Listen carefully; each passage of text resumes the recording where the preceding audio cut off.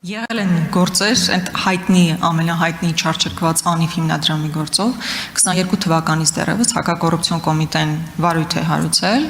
հիմա 25 թվականն է եւ մենք տեսնում ենք, որ որևէ առաջընթաց չկա, ասում են քննությունը գնում է, հարցաքննվել են մարդիկ, բայց փաստն այն է, որ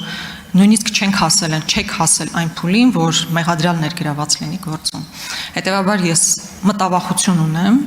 Եվ ես կուզենայի, որ մտավախությունը իրականություն չդառնա, որ այս գործն էլ նույն վախճանն ունենա։ Երկրորդ մասով դուք ասում եք, եթե մենք ունենանք տվյալներ, որ կա կոռուպցիոն դրսևորումներ, մենք կգնանք դրա հետևից։ Բայց իմ ասածն էլ է, որ հնարավոր չի դա պարզաբանել, քանի որ թաքցվում է այդ ամբողջ ծախսերը, այսինքն երբ որ հանրապետության նախագահան տարին 20 անգամ, չգիտեմ, տարբեր երկրներ գնում ու անհասկանալի այցեր է իրականացնում, որի արդյունքը մենք չգիտենք, երբ հարցնում ենք դա որքան է արժանի Հայաստանի Հանրապետության քաղաքացու գրպանին, մենք այդ ծախսերի տվյալները չունենք, հետևաբար մենք չենք կարող ասել, այստեղ կոռուպցիա կա թե չկա։